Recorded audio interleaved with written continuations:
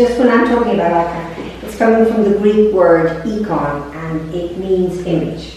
And we hear it in Genesis. We hear God made man in his own icon, his own image. And also Paul tells us in Colossians that icon is the invisible image of God. So an icon, remember, is not just a holy picture.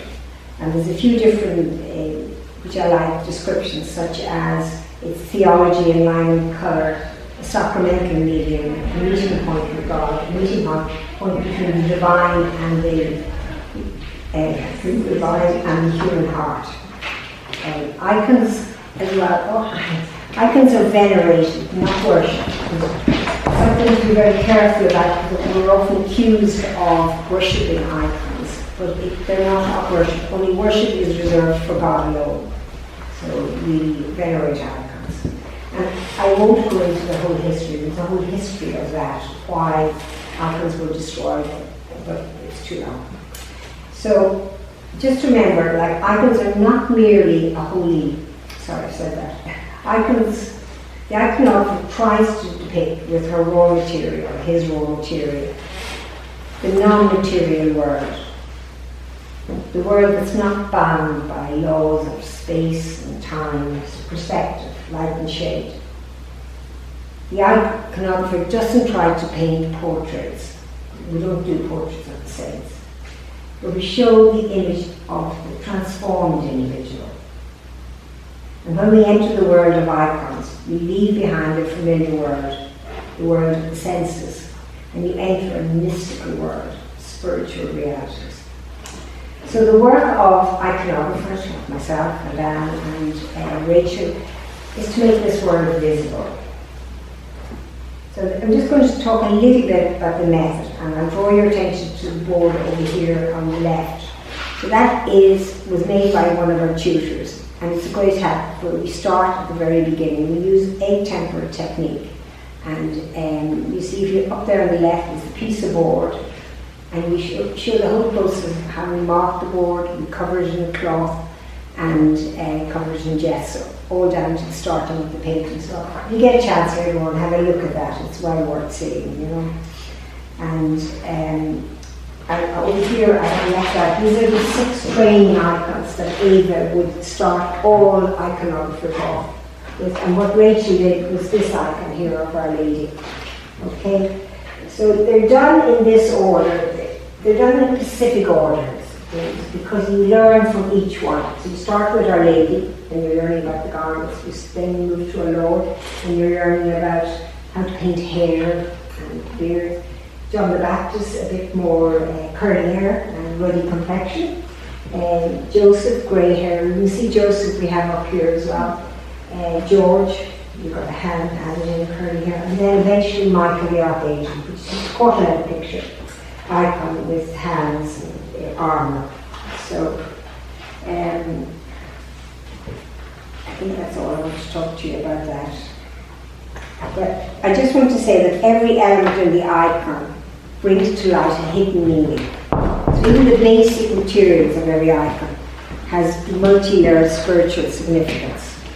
Sister Aloysius, who's one of the family members of our association, said the wood, as we see here, the wood you start with, the linen covering, which is the cloth you wrap it in, and the egg, the pigments, the gold, together represent the natural world of matter. So vegetable, animal and mineral are coming together, and we're offering it back to God in our work. And they also remind us of the passion, death and resurrection of Christ. So the wood recalls the suffering of Christ on the cross. The marks we put in the board, we put these sharp marks in the board. It's for the rabbit skin glue which we use to absorb in, but we're reminded of the marks that were made on Christ's body. Then we wrap it in muslin cloth, and that reminds us of the cloth that Christ's body was wrapped in the tomb. And the egg, of course, Easter eggs, is the symbol of resurrection that we use. So they're really deep meaning. Symbolism is really important to understand with icons. And I mean, they're rich in symbols. So to understand the icon, you have to familiarize yourself with the meanings of these symbols, the language of the icon, in other words. So the gold we use, I'm just going to go through some of it. The gold is eternity. It doesn't tarnish. Some of the brighter gold is water gilding. The duller gold is oil gilding. There's different ways of gilding. But the gold shows us eternity because it doesn't tarnish. The other thing just to mention, there's no single point perspective. You know, normally if you look at a picture like this, a landscape, you move into the picture. You know, you're moving in towards the vanishing point of the picture. With icons, the perspective is distorted. It's coming out towards you. So in other words, these saints and angels and Jesus and Mary are all the time moving towards you. You don't have to, all you have to do is present yourself in front of it, and the icon will speak to you. And that's the way it is with prayer, of course. Once you present yourself, God does the rest. We just have to leave ourselves empty to receive. So time and space are different. Time is the eternal now. And sometimes you have aerial perspective, like seeing from the top, which is the way God sees. But other times you see from, we call it the cosmic event. And I just left, there's a card there of Aloysius' nativity, and there's a photocopy of it behind, just to show you that cosmic view. And the idea, what I mean by that is everything is happening at the same time. The wise men are arriving, the baby's being born, the midwives are washing, you know, the annunciation to the shepherds is at the same time. So it's not linear time anymore. We're moved beyond that. You know, so all those events are happening. It's showing us the theological truths that this icon contains. So the other thing I want to talk to you about is light. Light emanates from the saint. It's you know, normally with pictures you have a single point of light outside, like a stage light. But with icons, the light is coming from within the saint's body. So the points where the garments touch the body, you have the highest lights, the brightest lights, because it's said to show you that the saint's body is exuding light. It's nice, isn't it? And there's no shadow cast by it. So often in icons you see where they seem to be floating, but there's no shadows cast because they are light, you know. The other thing I wanted to mention to you was about the spiritual dimension. That, because I said we're not trying to be realistic, you know, so often people would say to me, oh, I don't like the look of that, you know, he looks a bit odd or she looks a bit odd. I thought, well, they're meant to be different. They're meant to be slightly distorted, because you're not doing an actual portrait, you're doing the spiritual reality that hopefully that will be seen, you know. Like for instance, in the eye, you don't have, you know, they normally in photographs you have a reflection in the eye of white in the iris. But in icons you don't put in that, because, and you see it in some modern icons, and they really shouldn't do it, because you know, the icons don't reflect light, they are light. And that's just some other words on the colours. Red is royalty. We see over here Our Lady. You see the one of Our Lady pointing to the baby Jesus. And the Virgin Mary is, this was called the Hundigitria, and it's she who shows the way. So Mary is looking at Jesus, she's pointing with her hand. She wears, we call it a reddish garment, wine-coloured garment on the outside, and blue on the inside. Mary wears blue in the Orthodox tradition next to her body to show she was born human.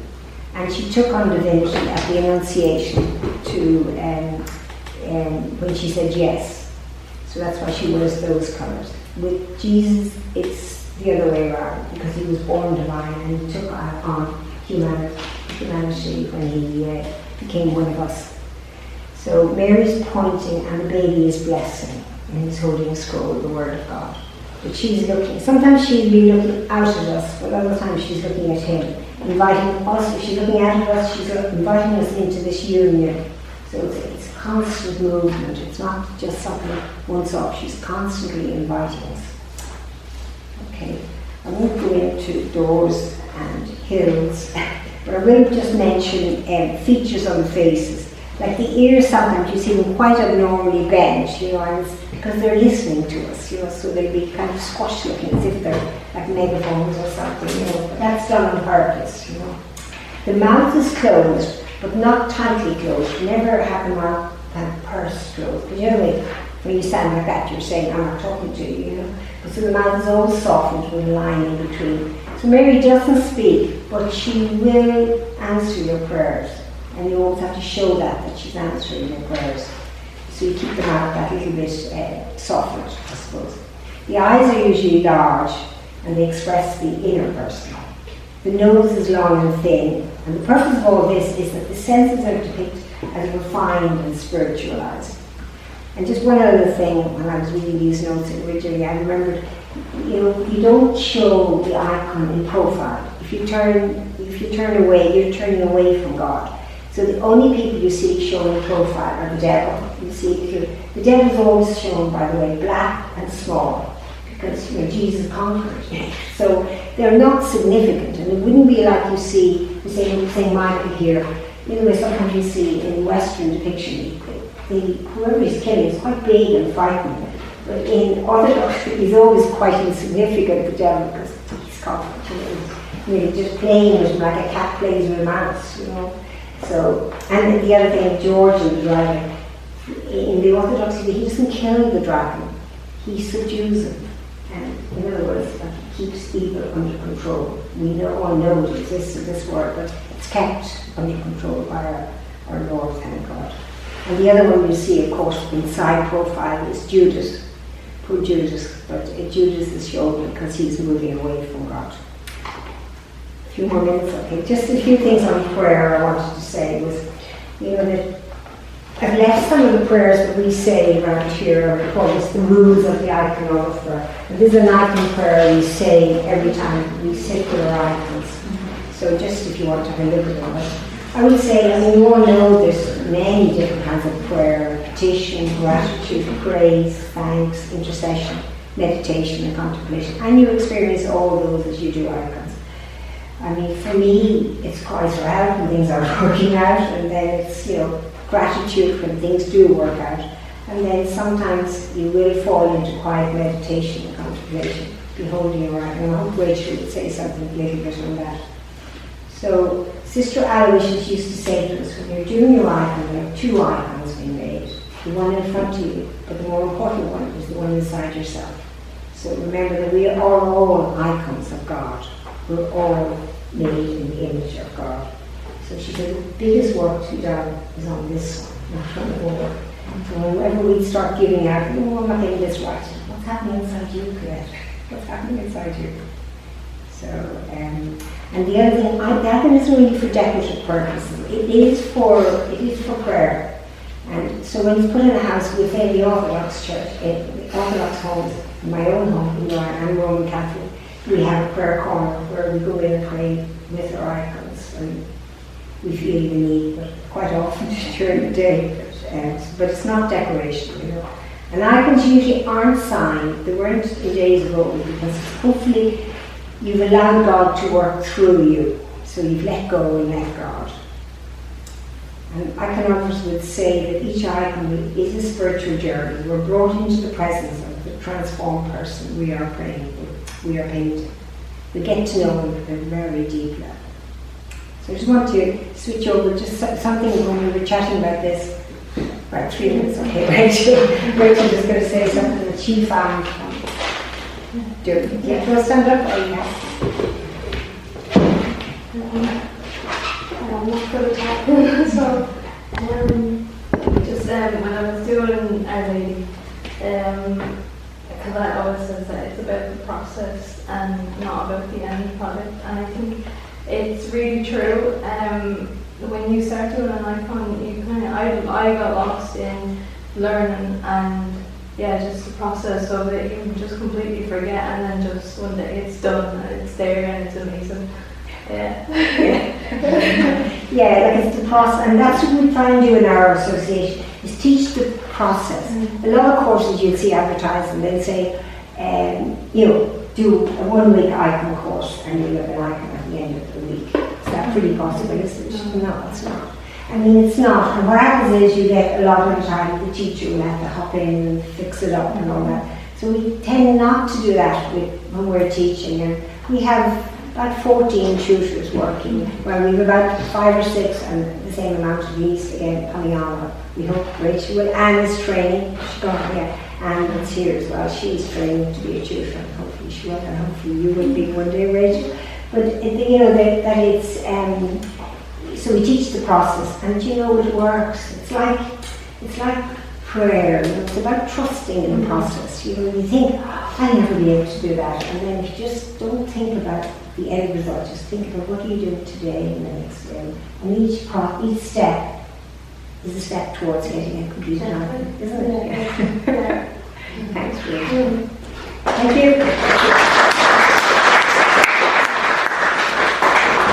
Any questions? I just left those two books out. These are our two Bibles for us. They're, you know, anytime I'm looking at things like Platanera right there. You see the icon on the stairs. That's the one. So that's Platanera. I love the description. It's probably not actually, but it's she who couldn't be, or he who couldn't be contained in the universe, God, is contained in the womb of Mary. So that's what that is telling us, that the God who made all this is contained in the womb of Mary, which is lovely, isn't it? And that's what the stars are behind. There's a whole lot of stuff I could say about. It's about all creation. It's a beautiful image. I love it. What's the name of your organization? Association of Iconographers Ireland. There's a blog page, and you find it. Yeah, I should have bought. I think I might have some cards or something. But it's been around for, I don't know, I'm with it 27 years, but probably about 37 years it's been around. It's a long time, and we just finished a course, Rachel was at it, and there was over 30 of us at it, you know, so it's pretty alive and well, thank God. We get a good range from young to old. You know. Actually, in my car, I have the youngest and the oldest. And Sister of Mercy, Sister Rose, was 89.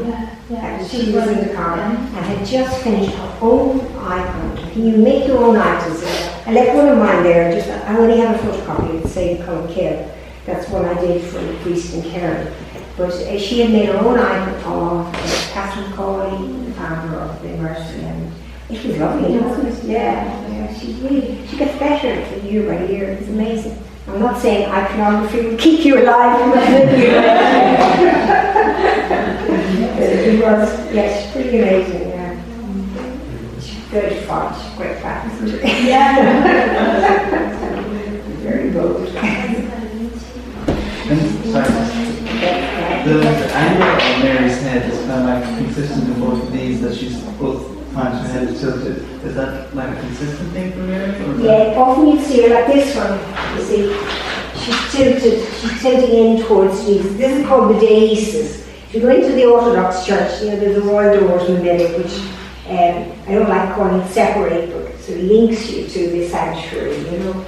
But over the royal doors are these three. Like if we think of in our church, in our Christian faith, we've only got three people we celebrate the baptism of. There's Mary, Jesus of course, and John the Baptist. So John the Baptist is very important. And we tend not to give him as strong, I don't know why he seems to have lost it a bit in our faith, but in the Roman Catholic, but certainly the Orthodox is a very big position. But that being said, I've painted more John the Baptist for people than any other. I'd say I've done about 8. He seems to be the most popular saint, which maybe is because we've ignored him for so long. But he and Mary intercede constantly with Jesus, and that's the bended head you were showing us. She's bent towards, but she's listening to us, but she's bending towards Jesus, interceding and praying for us. So that's it.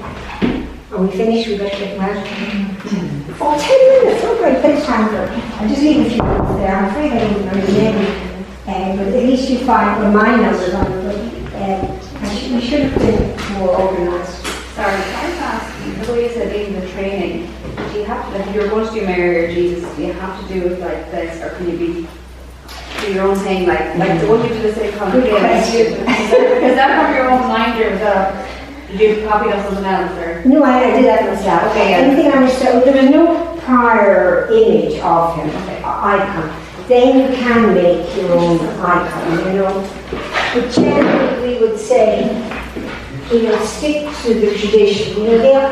like when you think of it, I didn't go into the history, but you know, the iconographers died. I mean, they killed iconographers during iconoclasm. God, I wasn't alive then. I wouldn't be alive for long, would I? But you know, so they died, and they, you know, it was because they were very sure about what they were doing. And it's like, to us, like taking the Bible and rewriting, oh, well, actually, it sounds better, he said this, you know, you're kind of changing things.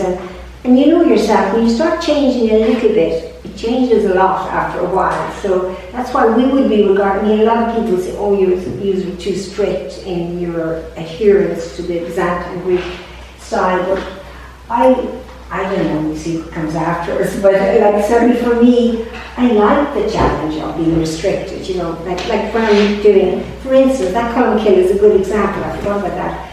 Every time I did a drawing or decided on a composition, I could just bring it up on top of that. I would decide, I would send my drawing to Ava to check it out. This drawing I did for a column kill, she sent back to me 11 times for corrections. But you know, it doesn't put me off. I think, oh, I'm going to get it. You know, other people might say, oh, I'm not going to do that. But you know, that's not the way, maybe it depends on what you like. But you know, she said, for instance, I had the heron. I don't know if you know the story of Colin Kill. The heron is where, you know, the way he was sent off to Iona because he was involved with the Battle of Cuil.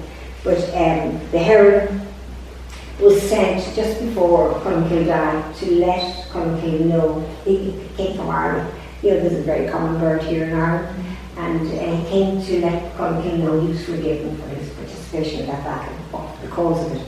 But anyway, I had drawn the heron with the beak going across, and she said, no, she said, it wouldn't touch the inner saint's garments, you know, so keep them on the outside, you know, little things like that. For instance, I had the photo, I drawn it more voluptuous, I really more a Renaissance style, and she said, no, all the lines in the icon must be still, like you're painting, you bring people into prayer, so it's stilling them down. So don't have them all wavy and excited, you know, have it nice and calm, and the people will enter into the calmness of it.